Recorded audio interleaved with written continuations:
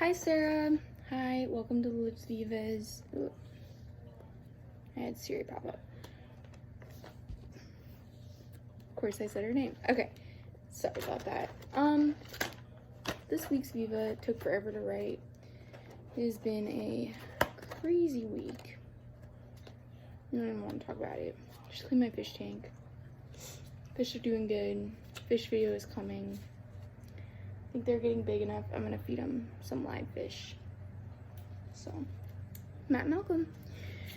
But let's dive into today's Viva.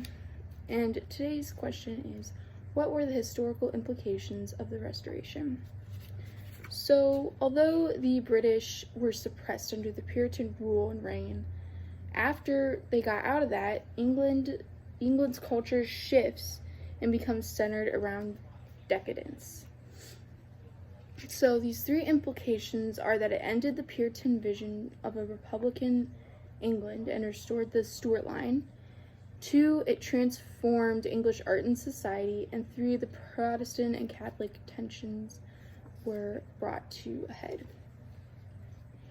I feel hot right now. Okay, whatever. So what was Restoration? Restoration is kind of like what it sounds like. It's basically the reestablishment of the British monarchy. And after the failure of the Puritan Republic, they had, the royalists that were exiled were able to return. And so they kind of came back to England and they changed the politics, the culture, and the morality. So Oliver Cromwell was the last Puritan ruler who dies in 1658.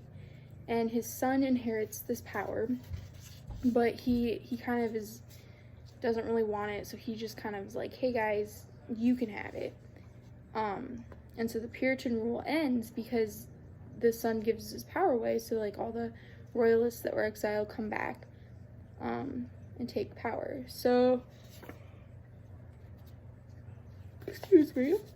So Charles the First, we've learned about him. His son was Charles the Second. Big surprise. And he becomes the ruler of England.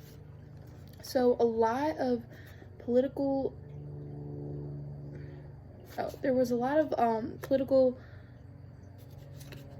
people that came from all different sides, they had all different views, but they kind of came together and were like, hey guys, we need a political system and we need to have a stable government.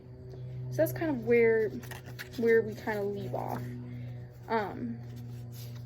And so when we dive into our first point here, that the Puritan ruled ends, and the Republican England and restored of the Stuart line.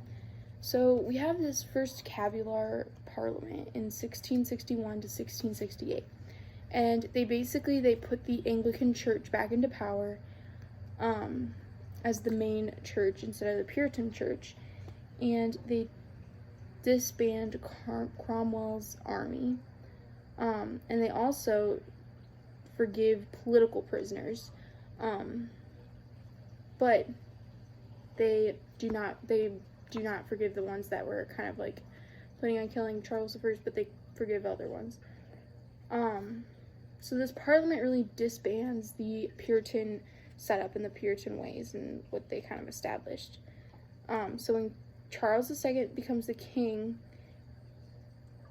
and he is given £1 million per year. So we don't really, this doesn't sound like, I don't know, whatever. It's not just like, oh, $1 million. It's a lot of money. Like, that is so much money to give someone per year. And so he is baking in the dough.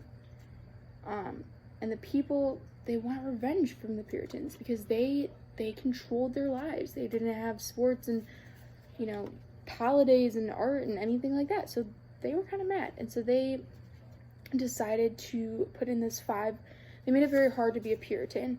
They put in the 5 Mile Act, which was no Puritan pastor could live within 5 miles of his old church, just to kind of like break up the communities. And then they also put in licensing of the Press Act in 1662, which was the freedom of the press. They took that away. And Charles II, he doesn't really do anything because he's getting paid a lot of money And so he's like, he doesn't want to screw it up. You know, he doesn't want to be like, oh, no guys, because then they would take his money, you know? So he is kind of just like a wish-washy, go with the flow kind of guy.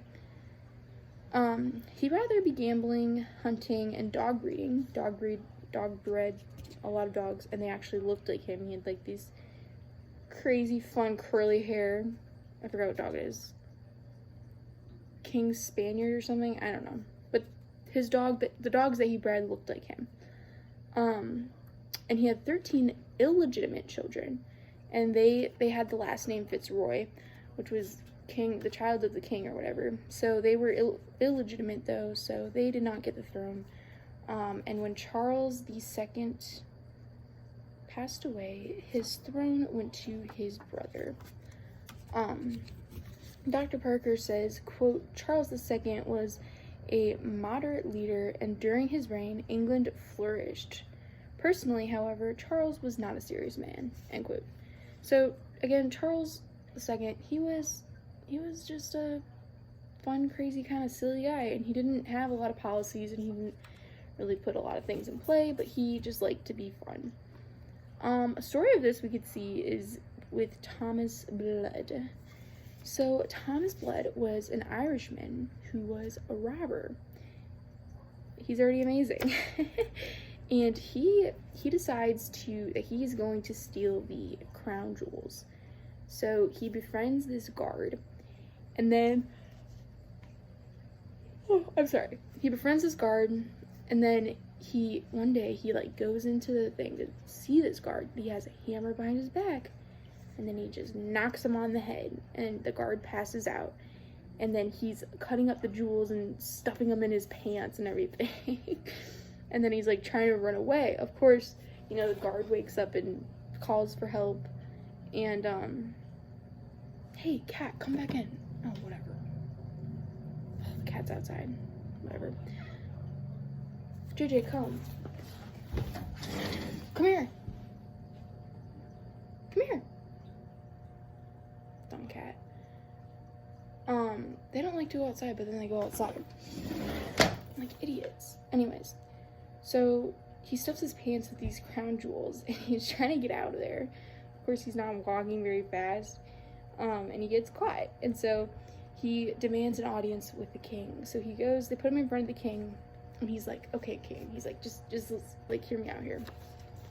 I know I like stole the crown jewels and everything. He's like, but why don't you just like let me go? And the king's like, no, you know. And so then, you know, Thomas Blood is just like, he is this robber Irish storyteller. He's a great guy. I would love to meet him. But Charles II really like has this connection with him, and he's like, I love this guy. And so he winds up letting him go. Not only letting him go, but he gives him 500 pounds a year and some land with like a beautiful castle on it. And Blood is just set up for life, and all he has to do is come back and tell King Charles funny stories. What a life. That's just amazing. I love that. Anyways, that is, you know, Charles II, just kind of the ruler he was, and everyone was like, what the heck? Like, he just tried to steal the crown jewels, and you're just letting him go and giving him land and money per year. So, but you know, that's the kind of guy Charles II was. So the second point, though, the second implication that, you know, this restoration had was that it transformed English art and society, and it helped to create a culture of decadence in England. So decadence we often think of as being like a beautiful, elegant word, like, you know, oh, the decadence of the brownies. I don't know. But it's actually not. It actually means like, you know, like kind of falling apart and like getting old.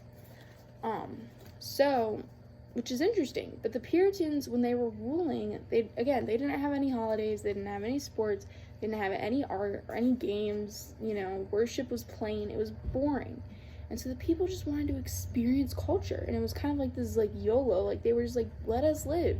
And you could hear this in their music. It's very like fun and kind of confident and, you know, different. So Charles II kind of brings in this French culture, because he was really affected by the French culture and Louis the 14th, I believe. Yes, Louis the 14th. So he's really affected by these, you know, the French culture, and so he starts to bring in music and art and the theater, which the theater was a huge thing that they brought in. And it was they just had very unique, it was a very unique era for plays. Like, this was after 18 years of theaters being banned and plays being banned, and they come back. And this is a quote by Kirsten Frary. And it's, quote, "The Restoration Theater became a way to celebrate the end of the Puritan rule. With its strict moral codes to celebrate the opening of the theaters, Restoration plays were lavish, often immoral by Puritan standards, and poked fun at both royalist and Roundheads," end quote. So she's basically saying here that they were so sick of the Puritans that they just, you know, were very, it kind of was like immoral, which is interesting. I think it's super interesting that, like, their morality kind of really changed, because they saw the way that, like, being too strict and stuff in religion and, like, how that affects you. So they just, like, made fun of people. They had fun. Like, it was just a fun time for plays. So you can, like, it's just very, like, it's lightheartedness in society. It's not a deep, like, time period. And they just loved comedies, and they even turned Romeo and Juliet, this, like, sad tragedy, they changed the ending to make it, like, funny, and, like, you know, they get married or whatever. So this was just and this was also a really important time period because it was the first time period where women were allowed to be acting and on the stage of the theater. So that is just super interesting, how they did that. My third and final implication of the Restoration was that it brought Puritan and Catholic tensions to a head, and it led to half a century of conflict, which transformed the empire. So Charles II, he experiences and he sees his father's execution by the Calvinists, and he also is living in France, which is mainly Catholic. So he sees the different sides of this, like, you know, Calvinistic, you know, kind of Puritan side versus Calvinists weren't like Puritans, but, like, you know, like, he saw the Puritan side, he saw the Calvinistic side, he saw the Catholic side, and he really appreciated Catholicism. So on June 1st of 1670, Charles, he signs this secret treaty between him and Louis the 14th called the Treaty of Dover. And he signs this, and the treaty basically says that he will convert to the Catholic Church, and he will start to bring England back under the Catholic Church. So this allows for freedom of restrictions and anti-Catholic laws.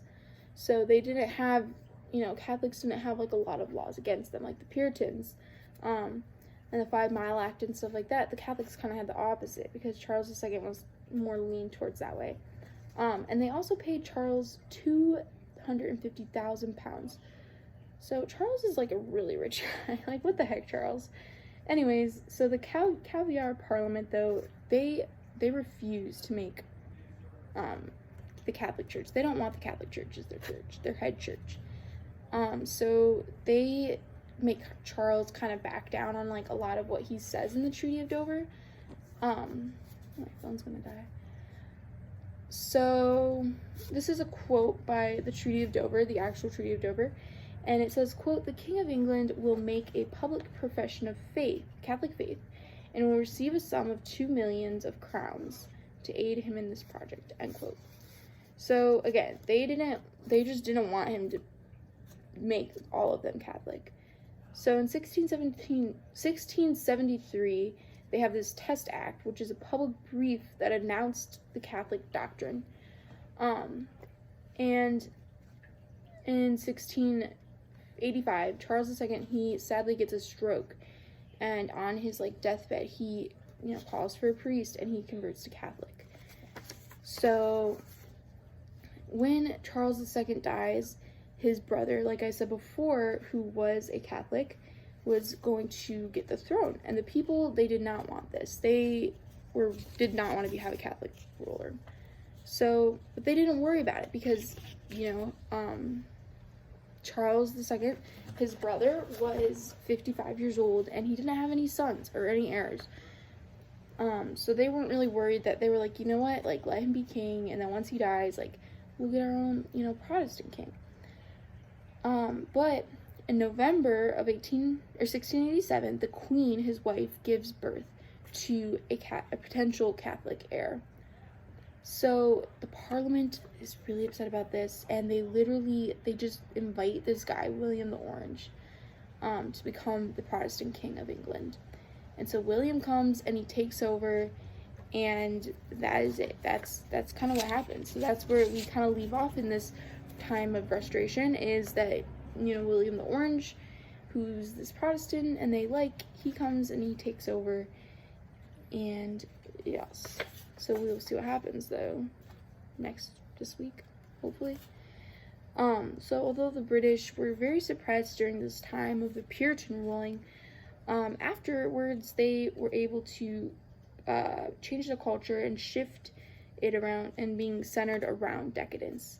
And the three implications are that it ended the Puritan vision of a Republican England, and it restored the Stuart line.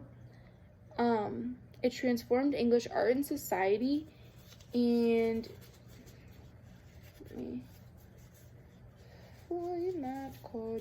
and it helped to create this culture of decadence in England. And then it really brought this Protestant Catholic tensions to a head, and it brought about, conflict within the monarchy and just within general. So that is it for this week's Viva. I'm so sorry, Sarah. I feel like I've been blowing off all week and I feel bad. So maybe this week, though, we will definitely have to hang out sometime. Maybe right next week's Viva. Or, I don't know, just do something fun. Okay. Oh, can you see my fish? Let me see if he's in there. Where are you? Hey, come here. He's coming. He loves me. I just cleaned your tank. Whatever. Here's Bobby. Oh, okay. Bye.